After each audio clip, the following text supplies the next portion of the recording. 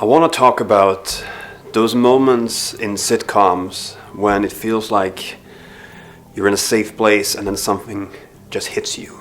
I can tell you a lot of examples from shows that I've seen over the years. Remember Scrubs, the very first season, where JD had a patient named Mrs. Tanner, and he was trying to get her to get a dialysis, but she refused because she said, "I have lived my life. It's okay." And the episode ends with her passing, and two other main characters also lose their patience, while Jon Cale's version of Hallelujah is played out. I think everyone who followed that series really remember that episode. And then there's several moments in Fresh Prince of Bel-Air, Will Smith's series from the 90s. I think the one that really stands out for me is the one where Will and Carlton are robbed at an ATM. And as a response to that, Carlton gets a gun because Will was shot in the leg and he was hospitalized. And in the hospital, Carlton brings and shows Will the gun, and Will manages to talk him out of it and gets the gun from him. And there are laughters, sitcom laughters throughout this, but at the very end, Will takes the gun and he empties the bullets, and he breaks down in tears in complete silence. There are moments which aren't maybe as horrible in the same way, like in Friends, where, that moment when Rachel finds out that she isn't pregnant, and then just a few minutes later she finds out that she really is pregnant. That's one of those gasp moments, much like when Chandler was panicking because he thought Monica was leaving him, and it ends up with her proposing to him, and it's one of those moments that you always kind of it sits right here, Then there's ER, the episode. Well, it's actually a double episode where when Carter reads out a letter from Dr. Cordain from Hawaii, where Mark, one of the main characters of the series, is spending a couple of weeks, and he reads out the letter, and then at the end there's this addition by Dr. Cordain saying that Mark died today at 6:04 as the sun was rising, which was his favorite time of the day.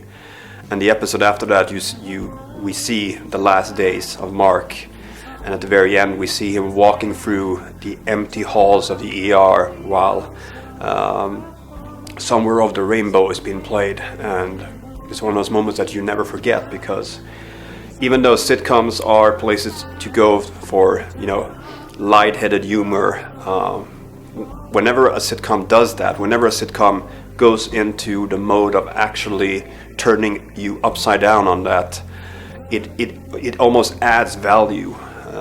I think one of the reasons why Friends was such a big hit, not that Seinfeld and others weren't, but Friends had those moments of actual drama and not just laughter.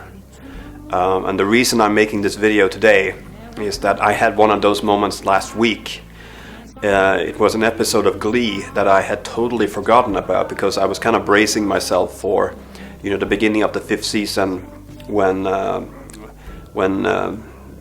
the actor playing Finn Hudson, Corey Monteith, has died, and how the show handled that. So I'm sitting on the train over the bridge from Malmö to Copenhagen, and I am so not prepared for what is happening, because I had totally forgotten about it. Will Schuester is on his way into the choir room with Coach Beast, and they're just about to break into song when, bam, a shot is fired. Silence, and another shot is fired, and panic just happens. Someone turns off the light, people start crying, people start hiding. And for those of you who know me and know my history, and even though I was never in that actual situation where I had to hide because I heard gunshots, but being on campus in the very next building during what was happening at Virginia Tech in 2007, When I saw that episode for the first time, I was kind of thrown into shock because, one, I did not expect it to happen, because that just wasn't something that a show like Glee would ever do anything with, but they did, and I really appreciate that they did, because it's one thing to hide all the foul words and not say that word, but say that word instead. But here they really ticked on something that was very, at the time, and still is, sadly, something that was happening. And it just kind of threw me back, 12 years sitting on that train, and I was starting to shake. I almost teared up just because. But like I said, I really appreciate when when popular culture, and not just songs, but actual things that you actually watch, bring up moment that isn't just pure laughter and good fun and all that.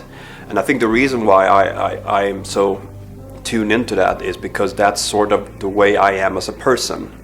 For those of you who meet me for the first time, maybe on the Swedish Lad channel, where I'm really extroverted, boom, boom, boom, boom, it's all, it's all jokes and stuff, and much like Chandler, I used comedy as a self-defense mechanism, and then that has progressed into the fact that if I can make people smile and be happy, that is a reward for me. It's, the entertainer, with those. And then you have people who really only know, or more or less only know, the good talk version, this version, which is like the subdued, the listening person, the caring person, the I don't want to say dramatic person, because I'm not dramatic, but I think a lot and I feel a lot, and I try to put those experiences of thinking and feeling out into the universe, so that other people who are in a similar situation at least have someone that is in a similar place that they can listen to. I know for a fact that there aren't that many, so-called heterosexual people now over 40. I used to say over 30, but now I say over 40, who will sit in front of a camera like this and just kind of spill it all out. So I feel like I'm somewhat taking some responsibility for that, and with the hopes that more people will open up and talk about how they feel, because if there's one thing I know, and one thing I've noticed, is that boys and men tend to keep these feelings locked up because they don't really have a choir room to sing those feelings out in.